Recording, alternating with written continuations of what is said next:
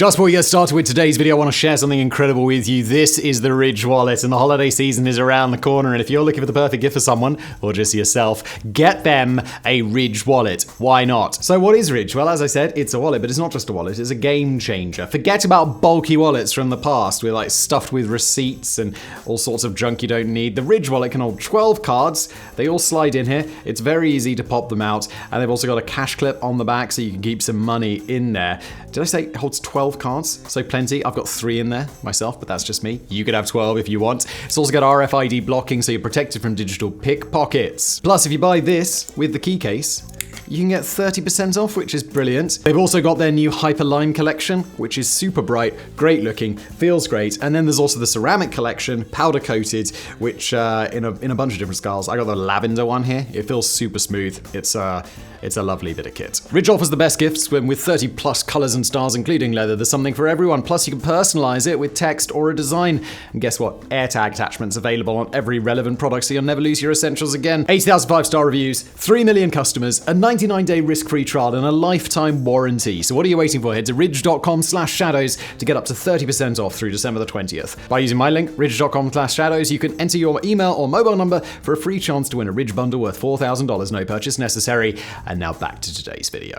The Nanjing Massacre, occurring over 6 brutal weeks in the late 1930s, is, without doubt, one of the single worst events to ever occur in the entirety of human history. As the Japanese Imperial Army captured Nanjing, then the capital of China, they went absolutely rabid, unleashing a torrent of cruelty that saw countless rapes and murders inflicted upon the city's populace. Today, we're telling the story of that horror. But before we begin, we should warn you. This video features a lot of survivor testimony, and as we don't wish to belittle their experience, we have not sanitized nor edited these testimonies to make them more palatable or more monetizable.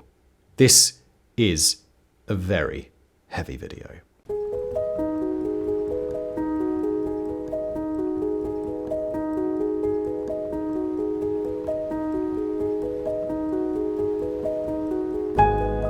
The road to Nanjing began with the Japanese invasion of China on the 7th of July 1937.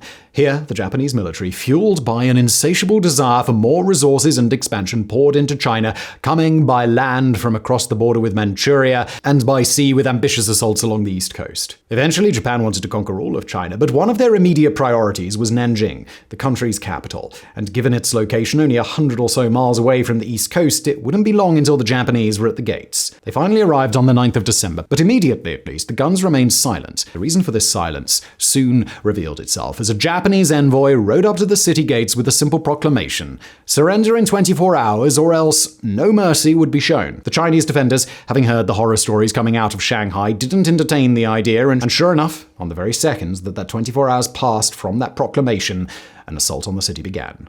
The ensuing battle was a slaughter. The Chinese forces under General Tang Xing-chi were proved unable to stem the Japanese tide, and they quickly began to lose control of the city. Amidst this cascading chaos, a desperate exodus was underway, with civilians under the grim shadow of impending horrors fleeing the city in droves. Estimates suggest that approximately 75% of Nanjing's population had been evacuated by the time the Japanese breached its gates. The affluent, with resources at their disposal, were the initial wave of this tidal evacuation, leading the charge in their motorcars. Behind them, the middle and poorer classes followed, leaving behind only those for whom departure was an unattainable luxury. Other groups, such as the tanker boat people, largely chose to remain regardless of means, destined to be engulfed by the nightmare that was soon to follow. Violent incidents occurred from the moment the first Japanese soldiers entered the city, but the massacre proper and the abject horrors it wrought is typically deemed to have started on the 13th of December, the day the Chinese garrison surrendered. So now, let's have a look at the horrors that were inflicted on the people of Nanjing. As the Japanese took control of Nanjing following the battle, streets that once teemed with the lively exchanges of daily life were suddenly awash with blood as their army rampaged.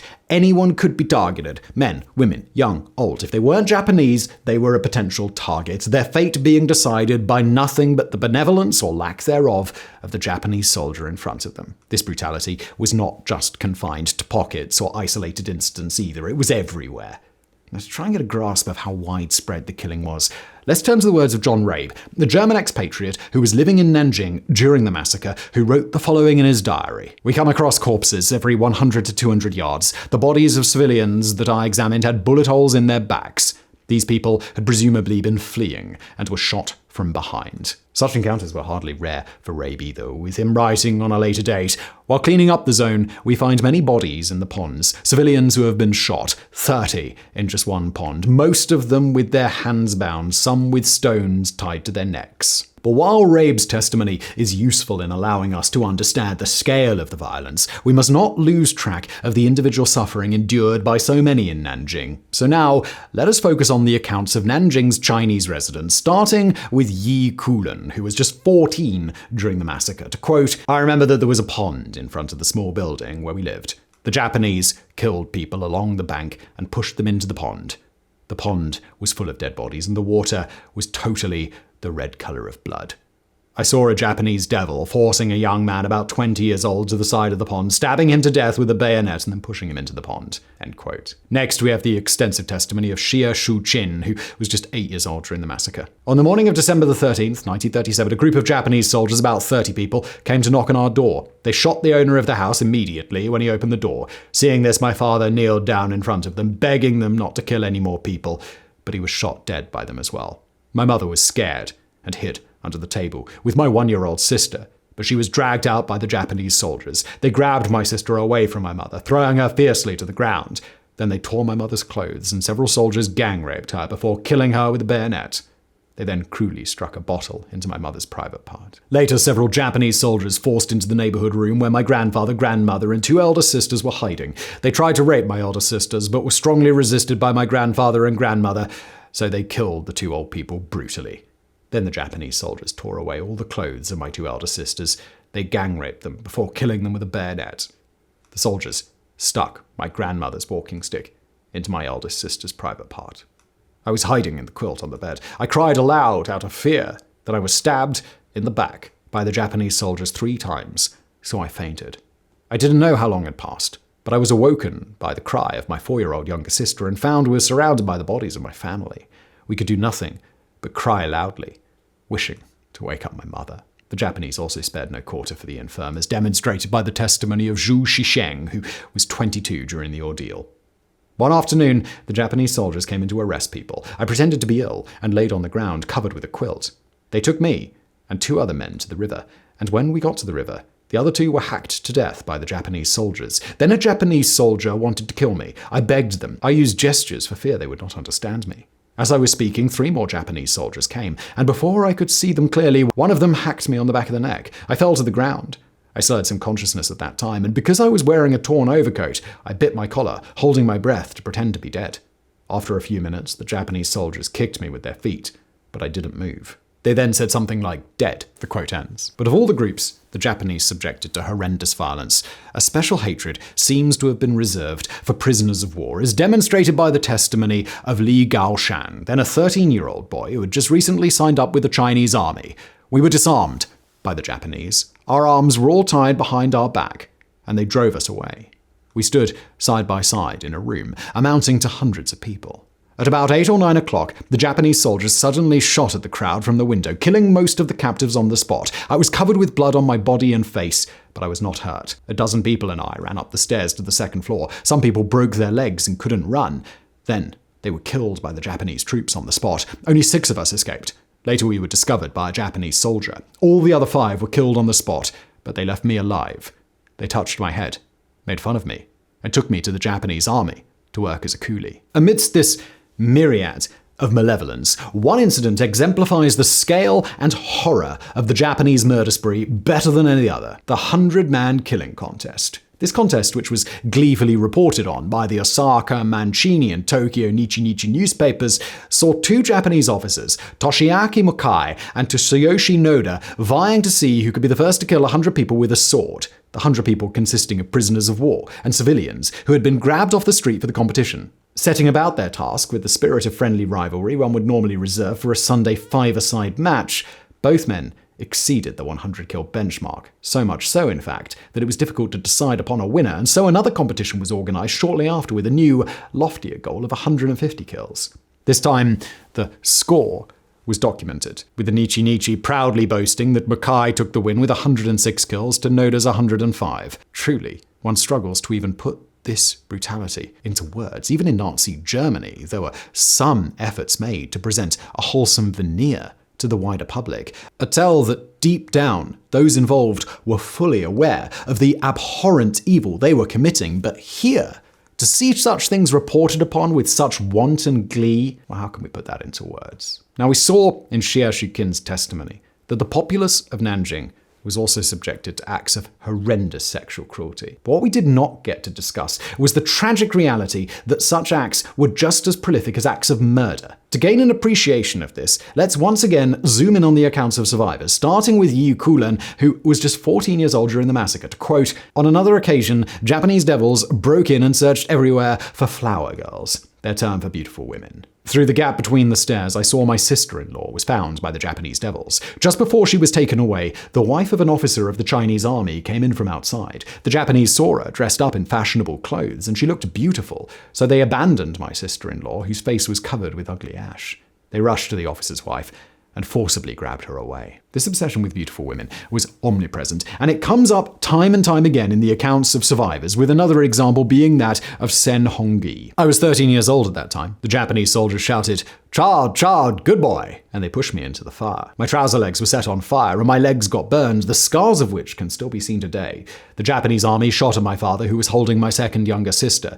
The bullet passed between the two and grazed my second younger sister's jaw, which immediately began to bleed. Then the Japanese army took my father and several other men away, asking them to find flower girls." Word of the Japanese obsession soon spread, and Chinese women responded by doing the only thing they could to make themselves unappealing in order to avert the Japanese gaze, as demonstrated by the testimony of Chen Fengying, who was aged 12 during the massacre. "Japanese soldiers searched for flower girls everywhere. In order to save my life, I shaved my head and hid with my mother-in-law in a cave. My older brother just got married 2 days earlier. Japanese soldier chased my sister-in-law and tried to rape her. My sister-in-law would rather die than be humiliated. As a result, she jumped into a pond and drowned. In addition, I had a cousin who was in her 20s. She was dragged into a cave by 3 Japanese soldiers and raped and killed." If you have noticed that all the accounts regarding rape that we've discussed so far have come from onlookers, rest assured that there is a good reason for that. Namely, that between the trauma left by the experience and societal shame that came from being a rape survivor in China in those days, victims have historically been incredibly reluctant to discuss their experiences. A few brave women have come forward to discuss it, however, with one being Zhang Shuhong, who was just 12 years old during the massacre. She said the following: "When I accompanied my grandpa at home, a Japanese devil with a beard all over his face broke into the room and searched for flower girls, pointing at my grandpa with a bayonet. My grandfather said no. The devil pointed at me. Then grandfather kneeled down, begging him. My grandpa said with gestures that I was too young, explaining that I was only 12. But the devil wouldn't listen, and he was going to stab my grandfather. I said to my grandfather, 'Grandpa, it's okay. I will see what he is going to do.' Grandpa disagreed, but the devil dragged me to the bed and stripped off my trousers. Then his whole body pressured on top of me. I felt a huge pain. Then I fainted. When I woke up, my grandpa sat beside me, crying. What should we do? It was so painful that I couldn't get up. The bed was full of blood. Grandpa tied my legs together with a rope, my private part torn apart by the devil, which caused a lifelong disability. Because of this, I almost died when I gave birth to my son. After that, I didn't dare to have another child." As darkness continued to envelop Nanjing, a glimmer of hope began to shine through in the form of the Nanjing Safety Zone. This enclave, a mere 1.5 square miles in size, was a last-ditch effort at preserving life amid the unrestrained chaos, a space in which anyone who found their way to it would largely be left alone by the Japanese. Though small, establishing and preserving the zone was a Herculean task, and one that was only achieved through the bravery and cooperation of a select group of individuals who dared to stand their ground when all seemed lost. Chief among these was John Rabe, the German expatriate businessman, the very same John Rabe whose testimony we looked at earlier in the video. Rabe was a card-carrying Nazi, and ironically his uniform and party membership book, normally Implements of Hate, became the very tools he needed to set about saving as many Chinese lives as he could. For you see,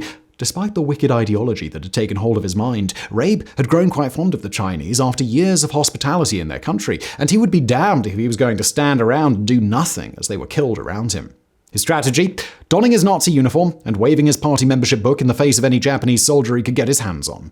This bold strategy worked, and Rabe soon negotiated the establishment of the safety zone and secured reassurances that the Japanese would honor it. One of the people he saved, Li Wei, a schoolteacher in her early 30s, spoke of her experiences, describing how she lost her home and all her belongings to the Japanese onslaught, but after dodging Japanese bullets along with her elderly mother and young niece, she found safety in the zone. Conditions were cramped, with Rabe packing people into every square foot of space he had available, and they were squalid, with Rabe struggling to find enough supplies to properly care for everyone in his custody. But they were safe, and Li Wei and her family went on to survive the massacre, never having to be subjected to any of the horrors that we discussed earlier in the video. All in all, Li Wei was just one of an estimated 300,000 people who were saved by being crammed into the zone by Rabe, a truly monumental achievement, and one that undoubtedly makes Rabe one of history's greatest ever humanitarians. The irony of him doing this while being a devout Nazi has not been lost on historians, and now, over 85 years later, they still struggle to explain this dichotomy. The massacre finally came to an end in late January 1938, at which point the foul horrors we examined in this video had been underway for 6 weeks. We ultimately don't know for certain how many people perished, but it's generally accepted that the figure's around 300,000. To break this figure down in a way that our minds can better appreciate, this equates to around 300 people an hour, every hour, for the full duration of the massacre. As for rapes, due to the issue around trauma and culture that we mentioned earlier, it's all but impossible to arrive at a final figure, but one can extrapolate out what we learned earlier and quickly realize that the figure, whatever it is nothing short of horrendous.